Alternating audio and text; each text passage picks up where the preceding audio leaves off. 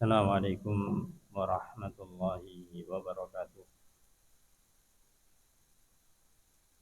Innal hamdalillah nahmaduhu wa nasta'inuhu wa nastaghfiruh wa na'udzu billahi min shururi anfusina wa min sayyiati a'malina. May yahdihillahu fala mudilla lahu wa may yudlil fala hadiya lahu. Asyhadu an la ilaha illallah wahdahu la syarika lah wa asyhadu anna Muhammadan abduhu wa rasuluh. Qala Allah ta'ala fi kitabihil karim, ya ayyuhalladzina amanu taqullaha haqqa tuqatih wa la tamutunna illa wa antum muslimun.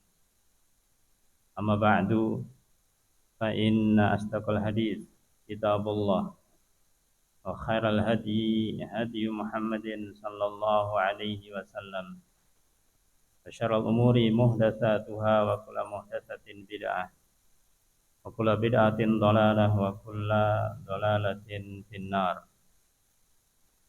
Allahumma shalli ala Muhammad wa ala alihi wa ashabihi wa man tabi'ahum bi ihsanin ila yaumiddin. Ayyuhal ikhwah azani wa azakumullah, alhamdulillah.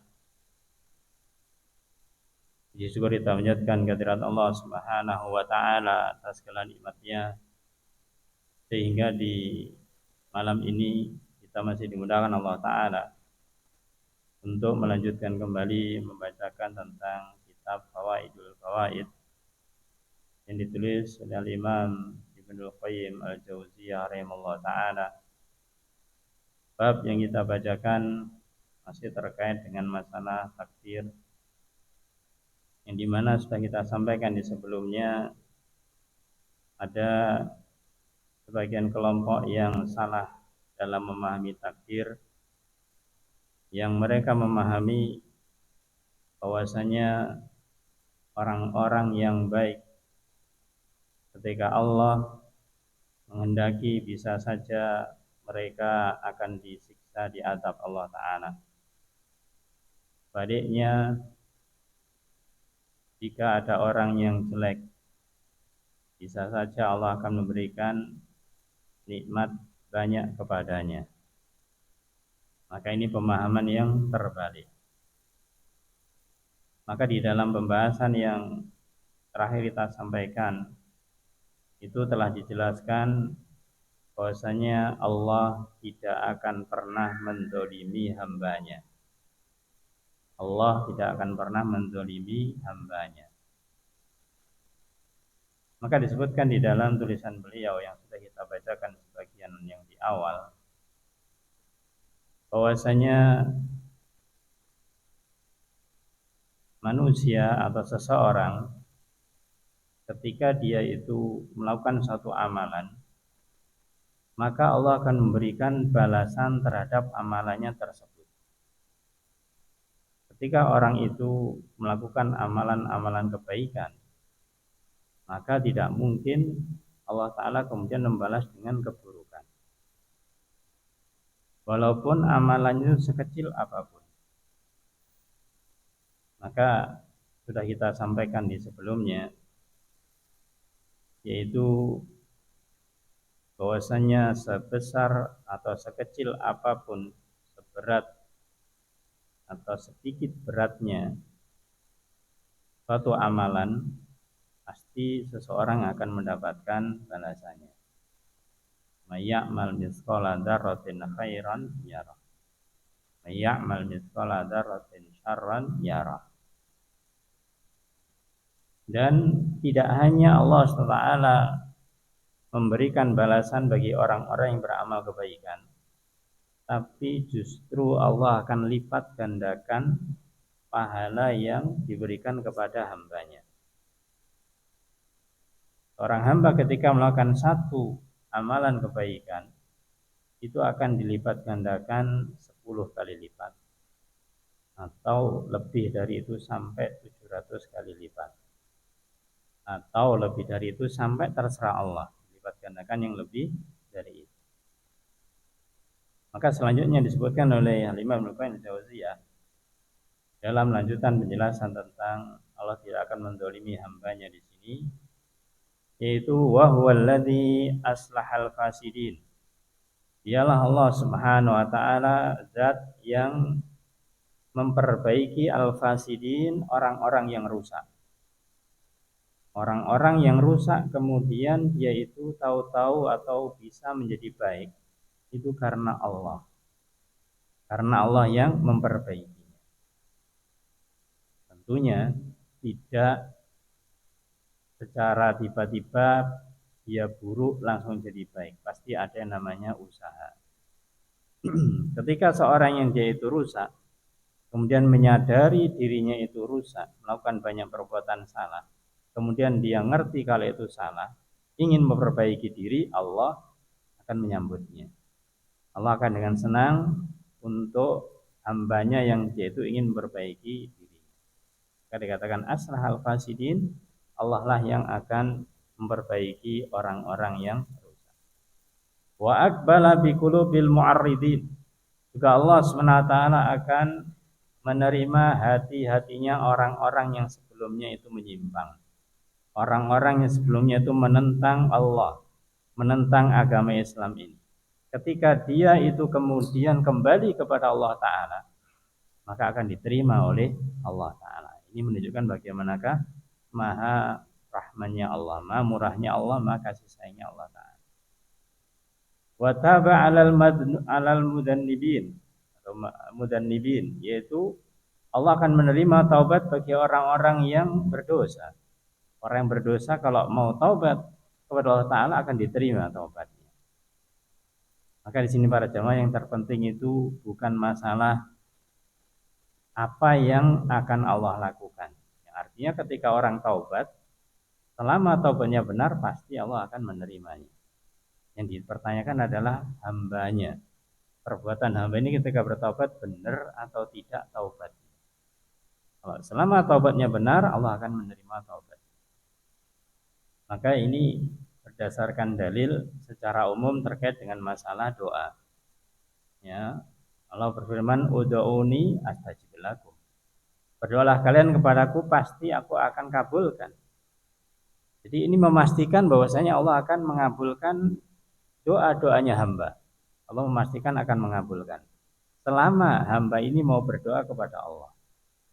Kalau tidak berdoa ya bagaimana apa yang dikabulkan? Yang penting adalah berdoanya benar. Maka terkait dengan taubat juga demikian. Allah akan menerima taubat hamba selama taubat itu benar-benar bertaubat dengan taubatan nasuha. Wahadad dhalin, dan Allah Ta'ala yang memberikan petunjuk kepada orang yang dhalin, orang yang sesat. Orang yang sesat. Makanya kita berlindung kepada Allah Ta'ala agar kita dijauhkan dari jalan kesesatan. Adapun ketika ada orang yang tersesat, kemudian mereka menyadari kesesatannya dan ingin kembali ke jalan yang benar, Allah akan berikan jalan petunjuknya. Wa anqadal halikin, juga Allah akan menyelamatkan orang-orang yang binasa. Orang binasa mereka akan diselamatkan Allah Ta'ala selama mereka mau memperbaiki dirinya. Wa 'allamal jahilin, dan Allah akan mengajari, Allah akan memberikan ilmu kepada orang-orang yang jahil, orang-orang yang dia tidak memiliki ilmu. Makanya kalau orang punya ilmu dan tidak, ya bergantung kepada dirinya. Kalau dia mau belajar akan dapat ilmu, tidak belajar dari mana dapatnya ilmu. Maka ketika dia belajar kemudian dapat ilmu, itu artinya Allah mengajari. Ya, Allah mengajari artinya Allah membukakan hatinya, membukakan pikirannya untuk bisa menerima ilmu yang diterima oleh dia, apakah melalui kajian atau mungkin mendengarkan ceramah lewat katakanlah video dan yang lainnya. Intinya dia ketika menjadi paham itu berarti dia telah diberi pemahaman oleh Allah Ta'ala. Babassaral mutahayyirin, Allah juga akan membuka mata, memberikan pandangan yang terang bagi siapa? Mutahayyirin, orang-orang yang bingung. Namanya orang bingung para jamaah, gambaran mudahnya kan ibaratnya orang mau memilih jalan ini jalan kanan ataukah jalan kiri yang mau dipilih, ya, yang serong kanan atau serong kiri, bingung dia mau milih yang mana. Maka ketika dia bingung semacam itu, kemudian akhirnya dia memilih dan pilihannya tepat, itu berarti artinya Allah membukakan matanya, memberitahukan pada orang ini bahwasanya jalan yang benar yang ke kanan. Kan demikian. Ya. Orang bingung itu obatnya kembali kepada Allah. Jika kita bingung dan bingung itu, ya sudah, kembalikan kepada Allah Ta'ala untuk minta petunjuk. Makanya kalau orang bingung memilih pilihan, kita diperintahkan untuk apa? Salat istikharah. Salat untuk meminta pilihan. Ya, karena memang Allah lah yang tahu pilihan yang baik, yang benar itu apa. Wadzakarul ghafilin, juga Allah mengingatkan orang-orang yang ghafil, orang-orang yang lalai. Orang-orang yang lalai. Orang-orang yang lalai, namanya lalai para jamaah, yaitu aslinya ngerti tapi kemudian tidak melakukannya, terlalaikan. Maka ketika dia itu kemudian sadar, berarti diingatkan Allah Ta'ala. Wa awasyaridin, dan juga Allah akan melindungi orang-orang yang mereka itu terlantar, orang-orang yang tidak terurus akan dilindungi Allah, artinya diselamatkan Allah SWT. Nah, inilah ungkapan dari beliau, bagaimanakah ya maha murahnya Allah Ta'ala, maha lembutnya Allah Ta'ala, maha sayangnya Allah Ta'ala kepada hambanya. Kemudian disebutkan oleh beliau, wa idza awqa iqaban, kalau misalkan Allah kemudian memberikan iqab, memberikan siksaan, awqa'ahu ba'da syiddatit tamarrudi wal utuwi alaih, Allah tidak akan memberikan siksaan, memberikan adab setelah orang atau hambanya ini benar-benar membangkang dan benar-benar sombong, angkuh. Iya Bapak jamaah. Artinya ketika seseorang itu kemudian membangkang dan masih tingkatan, bahasanya tingkatan yang rendah, itu Allah masih diberi maaf. Artinya dia masih dibiarkan, ya, barangkali dia tadi ghaflah, lalai, sebentar lagi dia akan balik. Atau orang ini kemudian memiliki kesombongan karena mungkin bahasa kasarannya, contohnya orang baru dapat rezeki, mendadak kaya, akhirnya jadi orang sombong. Nah, mungkin bisa jadi ketika dia sombong itu sesaat, kemudian karena jadi orang kaya mendadak, akhirnya juga miskin mendadak juga, akhirnya sadar lagi. Maka Allah tidak segera memberikan iqab, memberikan siksa kepada orang demikian. Tapi bagi orang-orang yang sudah keterlaluan, orang-orang yang sudah itu betul-betul membangkang, sudah diingatkan, diberitahu, diberikan pelajaran, contoh dan yang lainnya, tetap saja membangkang dan sombong, baru kemudian diadab oleh Allah Subhanahu wa Ta'ala. Wa da'watil abdi ila ruju ilai, dan meskipun Allah kemudian menyiksa, mengadab, yaitu memberikan cobaan kepada hambanya ini, Allah tetap mengajak supaya mereka kembali ke jalan Allah. Ya, ibaratnya orang sudah susah dibilangi, kemudian Allah timpakan adab pada dia. Ya, dia jadi orang terhina, orang yang bahasanya disingkirkan, tidak digubris oleh masyarakat. Orang terhina lah begitu. Maka Allah masih beri kesempatan untuk supaya kembali kepada Allah Ta'ala. Wal ikrari bi rububiyyati wa haqqihi marratan ba'da marratin. Dan Allah mengajak agar hamba ini menetapkan rububiyahnya Allah. Ya. Contohnya misalnya masalah rizki. Kalau dia sebelumnya lupa, ketika diberi rizki, dia lupa akan rizki dari Allah, akhirnya sombong, akhirnya berbuat semuanya sendiri, maka kemudian diberikan yaitu siksa, ujian yang berat oleh Allah Ta'ala, akhirnya miskin lagi.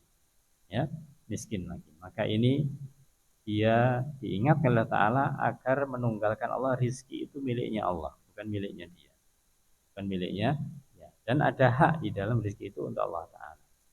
Maka ketika Allah yaitu memberikan kesempatan ini tidak sekali dua kali, marratan ba'da marrah, yaitu berkali-kali.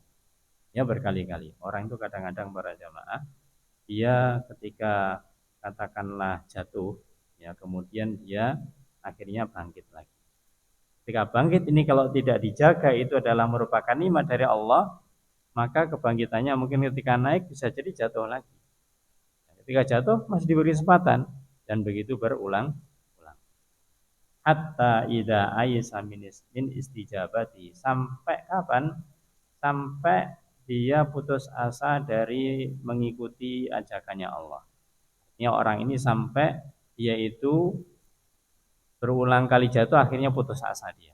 Ketika diajak ke jalan yang benar, dia sudah tidak mau lagi. Wal iqrar bi rububiyyati wa wahdaniyatihi, dan dia tidak menetapkan rububiyahnya Allah dan keesaannya Allah. Barulah kalau memang orang demikian sudah bahasanya terlampau jauh, ya, terlampau jauh dari Allah Ta'ala, akhadahu bi ba'di kufrih wa utuwih wa tamarrudi. Barulah Allah menyiksa benar. Allah memberikan siksaan kepada orang ini dikarenakan apa? Karena kekufurannya, keangkuhannya, ya karena dia itu membangkang kepada Allah Subhanahu wa Ta'ala. Dan yang dikatakan berikutnya oleh beliau, bihaitsu yu'dirul abda min nafsi.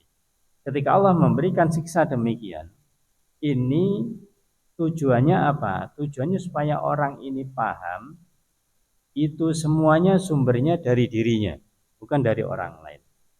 Bihaitsu yu'dirul abda, itu agar Allah memberikan yaitu pemahaman hamba ini salah. Salahnya apa? Min nafsi, dari dirinya sendiri. Jadi orang yang dia itu mengalami suatu katakanlah kebangkrutan, mengalami suatu hal yang merugi, itu jangan nyalahkan orang lain.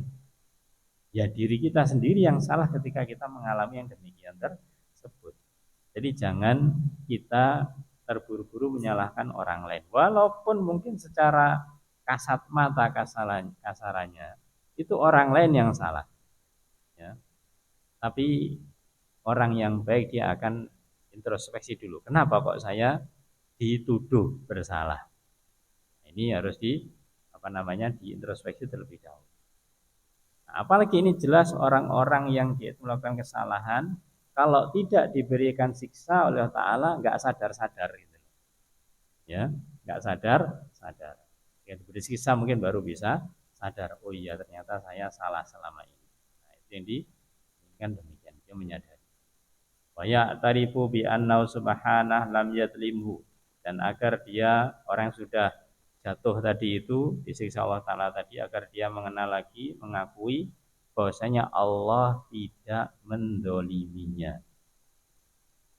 Itu semuanya adalah akibat ulah dia sendiri, bukan karena Allah mendoliminya. Wa annahu wad-dhalimu li nafsi, bahwasanya dia hamba yang disiksa Allah Ta'ala ini itu dia mendolimi dirinya sendiri. Nah, kemudian disebutkan beberapa ayat Allah SWT para jemaah. Kama qala ta'ala an ahli nar. Dan Imam Al-Qayyim Al-Jauziyah menukil tentang ayat Allah Ta'ala di mana Allah berfirman tentang ahlun nar, tentang penghuni neraka. Bagaimanakah mereka mengakui tentang kesalahannya ketika kapan? Sudah berada di neraka. Ada manfaatnya enggak? Ada manfaat yang sudah di neraka. Firman Allah dalam surat Al-Mulk ayat yang ke-11, fa'tarafu bidzambihim fasuhqan li ashabis sa'ir. Fa'tarafu bidzambi, maka mereka mengakui bidzambi akan dosa-dosa mereka. Mereka mengakui dosanya kapan? Ketika sudah di neraka, ya telat bahasanya begitu. Fasuhqan, maka mereka itu jauh dari rahmatnya Allah. Di ashabis sa'ir, maka mereka itu menjadi penghuni neraka yang menyala-nyala. Ya, terlambat. Diingatkan sebelum-sebelumnya enggak mau ingat, enggak mau taubat. Akhirnya mati dalam keadaan su'ul khatimah, waliyadzubillah. Akhirnya disiksa Allah Ta'ala dalam neraka, baru menyadari kesalahannya. Ya, terlambat. Waqala amman ahlakahum fid dunya. Dan juga Allah berfirman tentang orang yang Allah binasakan di dunia ini. Binasakan di dunia ini, annahum lamma ra'au ayati wa ahassu bi adzabi.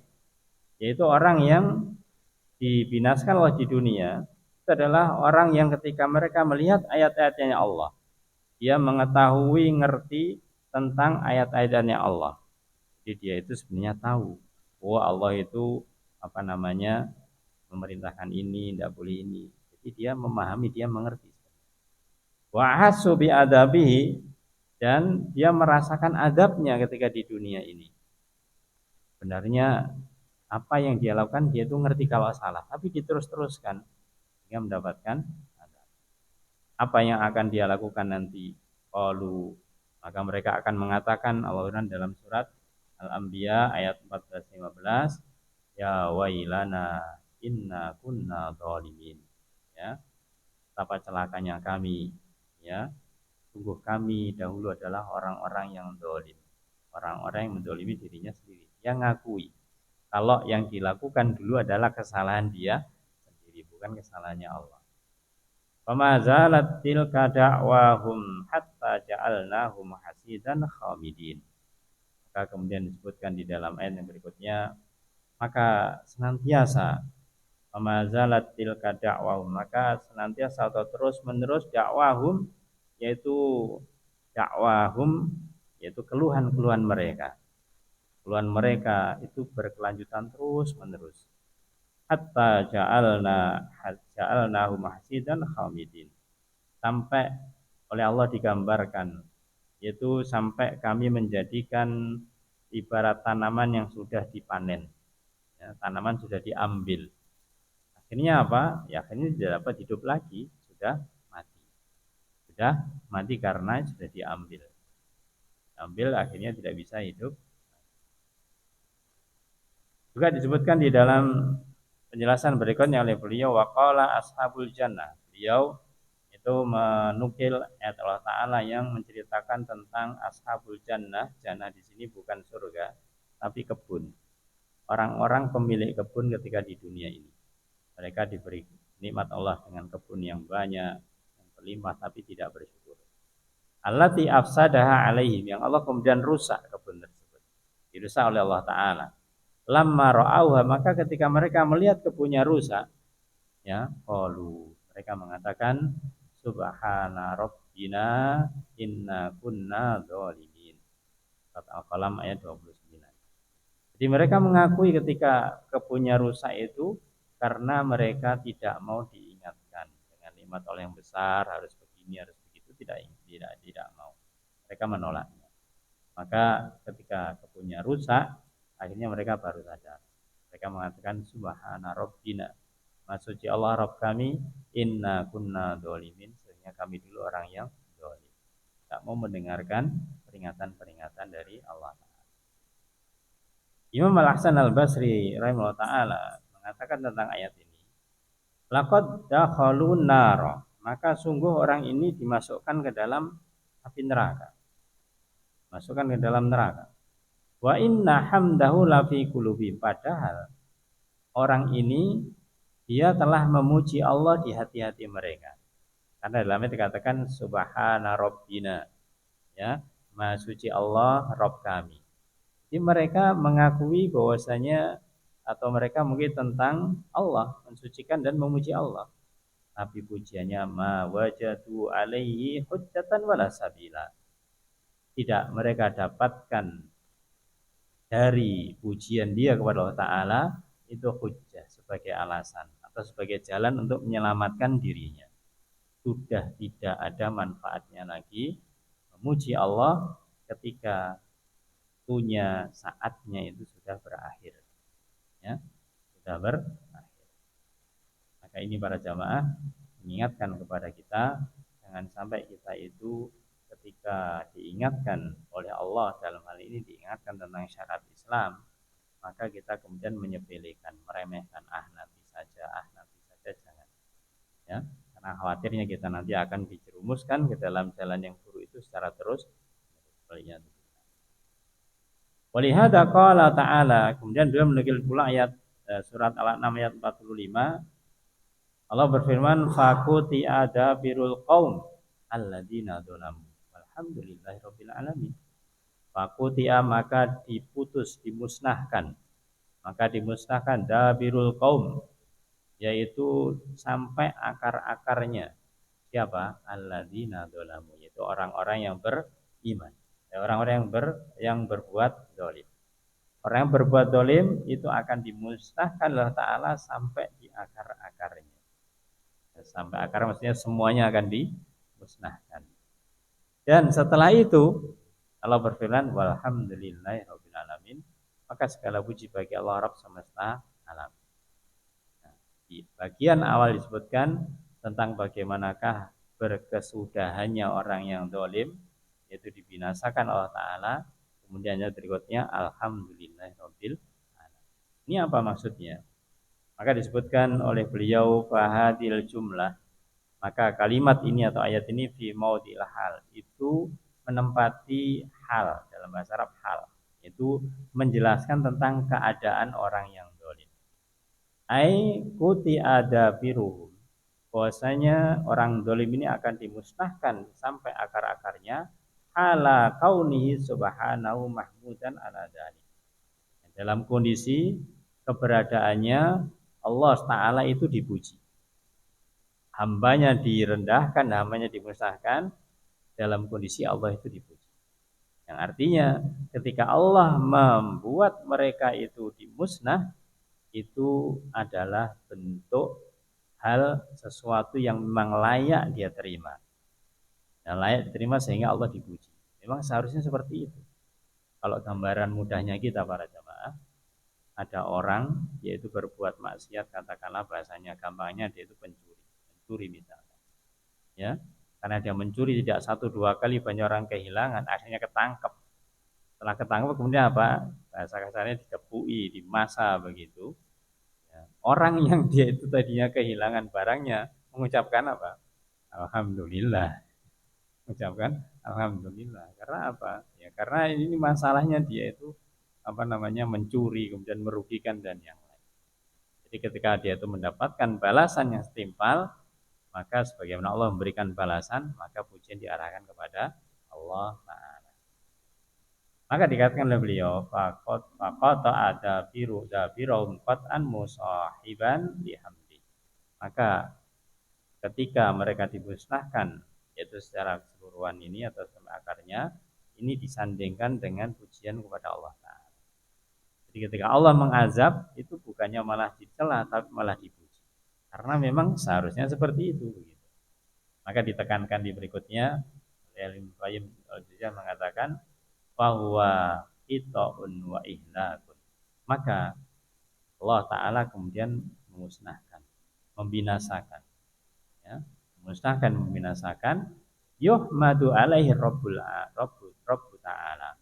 Maka ketika Allah membinasakan, memusnahkan orang yang semacam ini, maka Rabb Allah Ta'ala dipuji. Ya Allah kemudian dipuji karena memang memberikan bahasa kita balasan yang setimpal. Karena ini apa? Karena ini likamali hikmatihi wa adlihi wa wadihi al-uqubata fi maudi'iha alladzi la yaliqu bi ghairuha. Ini untuk menunjukkan kesempurnaan hikmahnya Allah. Jadi ketika Allah mengadab hamba, menghadap seseorang, itu bukan karena Allah benci, Allah marah, tidak suka, tidak. Karena menunjukkan apa? Hikmah dan keadilannya Allah Ta'ala. Namanya orang salah ya disiksa, dihukum, kan begitu. Ini adalah keadilan. Dan Allah meletakkan siksa ini pada tempatnya sesuai tempatnya. La talikul uqubah illa alladzi la yaliqu bi ghairuha, yang dimana tidak pantas ini dilakukan kecuali oleh Allah Ta'ala. Artinya seseorang itu ketika menghukumi orang lain, maka memang harus benar-benar adil. Tapi kalau sudah Allah yang berbuat, itu jelas adilnya. Jelas adilnya. Wa wada'aha fil maudhi'il ladzi yaqulu man alimal hal. Maka letaknya ini seperti tempat yang orang mengetahui tentang ilmu hal, itu tentang kondisi hal, keadaan. Apa itu? La talikul uqubah illa bihadzal mahal. Tidak layak atau tidak sepantasnya siksa ini kecuali dengan kondisi ini. Artinya apa? Karena kondisinya sudah parah, maka jadi layak. Tidaklah pantas ini ukubah ini dilakukan kecuali kondisinya seperti ini. Karena kondisinya hamba ini sudah atau orang ini sudah membangkang, sudah angkuh, sudah jauh dari Allah Ta'ala, ya pantas sudah ya diberi siksa yang demikian. Wala yaliku bi ilal uqubah, dan tidak layak bagi orang demikian kecuali siksa. Tidak waktunya dia itu dimaafkan, tidak waktunya diberikan petunjuk. Karena dia sendiri tidak mau begitu. Sudah tidak mau menerima petunjuk, ya sudah. Karena jauh dari petunjuk, malah membangkang, ya malah angkuh, ya sudah, yang didapatkan adalah berupa siksa. Inilah keadilannya Allah Subhanahu wa ta'ala. Maka dikatakan oleh beliau, walihada qala akiba ikhbari anil hikami baina ibadi. Oleh karena itu Allah berfirman atau Allah mengatakan atau beliau mengatakan bahwasanya akibat hasil dari yang Allah berikan, Allah informasikan berupa hikmah di antara hambanya, wa masiri ahli sa'adah ila jannah, dan tempat kembalinya nanti ahli sa'adah orang yang bahagia ila jannah ke surga, wali syaqa ilan nar, dan ahli yaitu kesengsaraan ahli neraka, ahli orang yang sengsara ke neraka.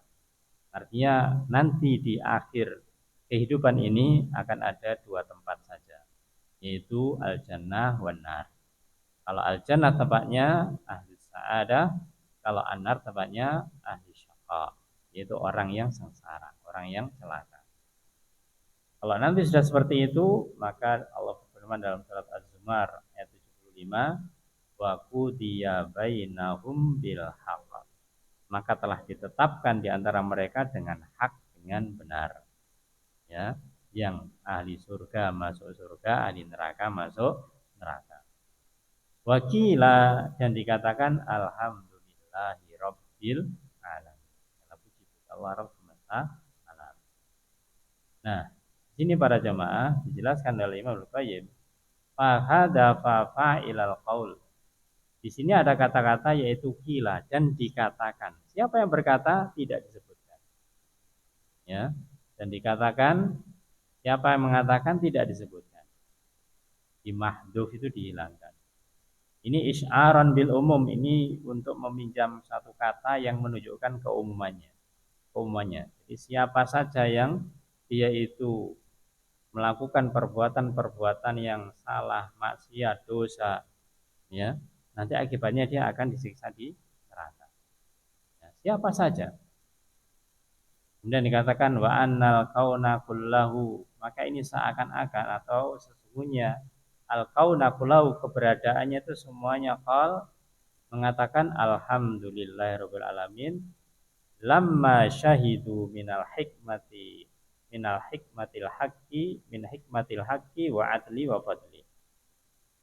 Maka sesungguhnya al-kauna kullah, yaitu alam seluruhnya ini mengatakan alhamdulillah. Jadi kila yang mengatakan tadi siapa? Dikatakan seluruhnya, seluruh alam yang ada di alam ini. Kenapa mengatakan alhamdulillah?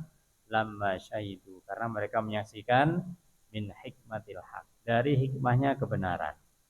Kebenaran ketika dia itu dipegang, diambil, dibawa, ya, dia akan mendapatkan balasan yang baik, balasan yang baik. Tapi ketika diremehkan, dicelecehkan, ya, kemudian ditolak dan yang lainnya, dia akan mendapatkan balasan yang buruk. Ini menunjukkan hikmah yang benar, wa'adli, dan keadilannya Allah, dan fadli, dan keutamanya Allah Ta'ala. Ini urusannya yaitu ketika Allah sudah menetapkan yang benar, kemudian dikatakan alhamdulillahirabbil alamin. Nah, jadi al-haq yang benar, maka itu menunjukkan bahwasanya merupakan nikmat dari Allah Ta'ala. Kemudian juga beliau menukil tentang penduduk neraka, walihada qala fi haqqi alinar. Ya. Begitu juga dikatakan tentang hak yang diterima oleh ahli neraka dalam ayat Allah surat Az-Zumar pula ayat yang ke-72, qila udkhulu abwaaba jahannam. Maka ahli neraka ini dikatakan kepada mereka, udkhulu, masuklah kalian, yaitu abwaaba jahannam, masuk ke pintu-pintu jahannam, pintu-pintu neraka jahannam. Ini sama dengan yang pertama tadi, bahwasanya kila dikatakan. Apa maksudnya dikatakan? Maka beliau mengatakan ka'annal kauna kullah yaqulu dzalik. Seakan-akan seluruh alam itu mengatakan demikian. Mengatakan demikian. Siapa alam itu? Hatta taqulahu a'dauhum. Seakan-akan yang mengatakan itu adalah a'dauhum, anggota badan dia sendiri. Anggota badan ahli neraka ini mengatakan masuk kamu ke neraka. Wa arwahum, dan juga rohnya yang punya jasad ini. Yang mengatakan kamu masuk neraka ya, karena layaknya di neraka. Wa arduhum, bahkan bumi mengatakan masuk neraka. Wa samaum, dan juga langit mengatakan masuk neraka. Ya, maka ini menunjukkan bahwasanya semuanya mengatakan, yaitu kil. Dikatakan artinya semuanya mengatakan udkhulu abwaaba jahannam, masuk ke neraka. Tempatmu itu di sana. Ya. Jadi tidak disebutkan salah satunya tapi semua. Maka dikatakan fawa subhanahu wa ta'ala yukhbiru annahu idza ahlaka a'da'ahu. Ketika Allah itu membinasakan musuh-musuhnya, ya, ketika Allah membinasakan musuhnya, anja auliya'ahu. Allah akan menyelamatkan kekasihnya. Inilah keadilannya Allah. Ya. Ketika Allah ingin membinasakan musuhnya, maka Allah menyelamatkan kekasih. Wala ya'umum bil halak. Allah tidak kemudian secara umum yaitu membinasakan bimahdil masyiah, dikarenakan Allah berkehendak. Karena Allah berkehendak. Mungkin akan jadi pertanyaan para jamaah ketika terjadi yang namanya yaitu misalkan musibah, misalkan gempa, ya, atau tanah longsor atau yang lainnya. Yang itu menimpa mayoritas di situ adalah orang-orang yang memang layak untuk diadab, orang yang berbuat syirik dan yang lainnya.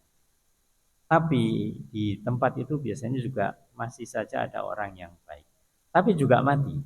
Artinya adabnya artinya mengenai semuanya. Ini didudukan apa? Kalau orang yang baik ini dia ketika terjadinya musibah itu dia tidak mati, bisa jadi dikhawatirkan dia terkena pengaruhnya kesyirikan. Makanya Allah itu menyelamatkan kekasihnya bisa saja dengan cara dimatikan sekalian. Ya, supaya dia itu selamat begitu. Kalau dia itu ditetapkan atau dibiarkan, ya, kemudian nanti bersama orang yang berbuat syirik akan bisa atau yang kedua bisa jadi Allah menyelamatkan mereka dikarenakan mungkin kondisinya sudah diberitahu, atau sebagaimana dikisahkan pada zaman dahulu sudah ada nabi yang mengingatkan untuk pindah, kemudian Allah baru mengadab. Bagaimana dikatakan oleh beliau, walamma sa'alau Nuh najata ibnihi. Ketika Nabi Nuh itu meminta kepada Allah Ta'ala agar anaknya diselamatkan. Ya. Akhbara ayyugriku ay annahu yugriku bisu'i amali wa kufri. Tapi Allah SWT tetap kemudian menyiksa, menenggelamkan anaknya ini bukan karena sebab, bukan karena tanpa sebab, tapi dikarenakan bisu'i amali wa kufri. Karena buruknya amalan anaknya dan karena kekufurannya, tidak mau ikut orang tuanya Nabi Nuh. Ya. Sehingga Nabi Nuh diselamatkan, kemudian anaknya beserta kaumnya yang mengingkari Nabi Nuh diadab, dibinasakan. Walam yakul, dan tidak dikatakan inni ugriku bimahdil masyiati wa iradati. Tidak dikatakan di dalam kondisi itu bahwasanya aku menenggelamkan karena kehendakku, karena keinginanku, keinginan Allah. Bila sababin wala dambin, tanpa sebab dan tanpa dosa, tidak mungkin. Tidak mungkin Allah kemudian menenggelamkan tanpa sebab, tanpa adanya. Hanya Nabi Nuh diperintahkan untuk membuat perahu agar kemudian membawa orang yang beriman kemudian nanti bisa selamat. Ya, Nabi Nuh sudah membuat perahu, akhirnya Allah datangkan adab, maka selamatlah Nabi Nuh beserta yang beriman kepadanya, dan yang tidak beriman akhirnya binasa. Ini yang maksudnya diselamat. Wa qad damina subhanahu ziyadatal hidayah, dan sungguh Allah menjamin ziyadatal hidayah, akan nambahi petunjuk-petunjuk untuk siapa? Lil mujahidina fi sabilih, bagi orang-orang yang bersungguh-sungguh di jalannya. Entah dia itu memang mujahidin yang berperang atau yang sungguh-sungguh di jalannya. Walam yukhbir annau yudilluhum, dan tidak Allah mengabarkan bahwasanya akan menyesatkan mereka.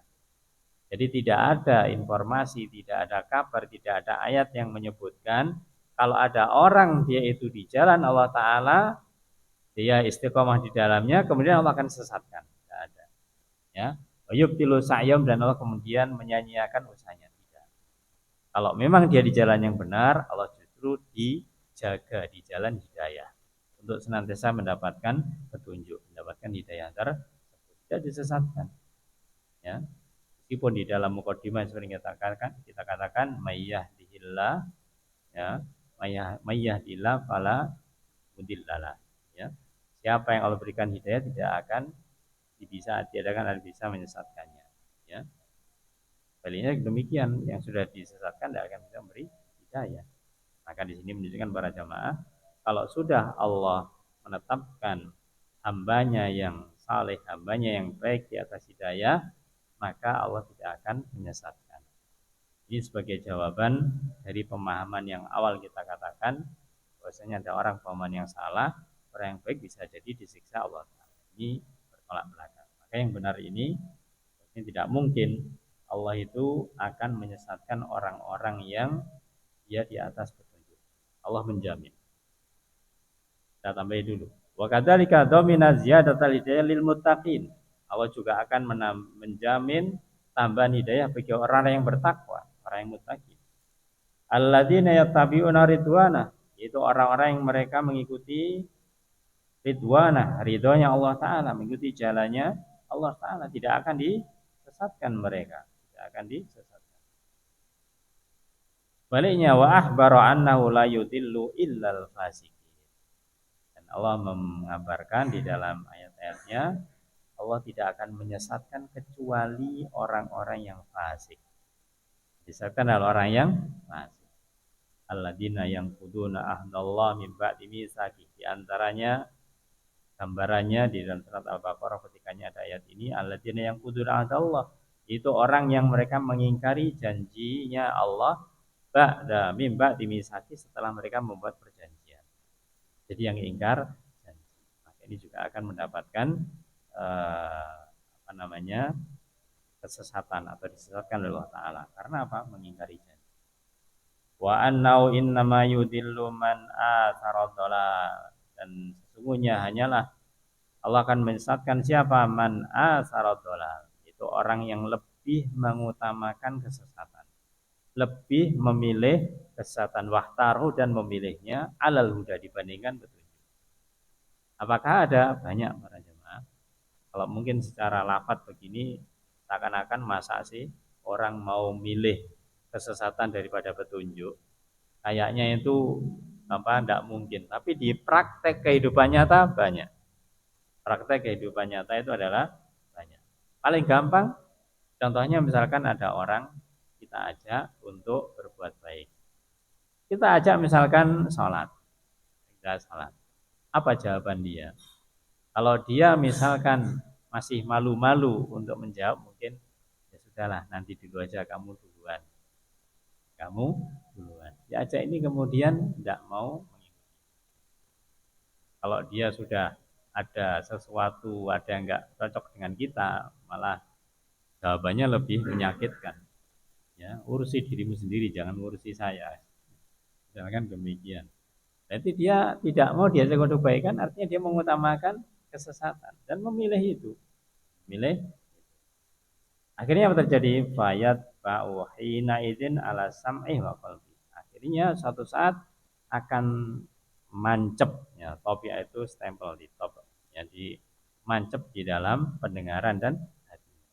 Ya, kesesatan lama-kelamaan itu akan mancep di dalam hati dan pendengaran. Akhirnya apa? Yang dia lakukan ya sesuai dengan yang dengar, kesesatan.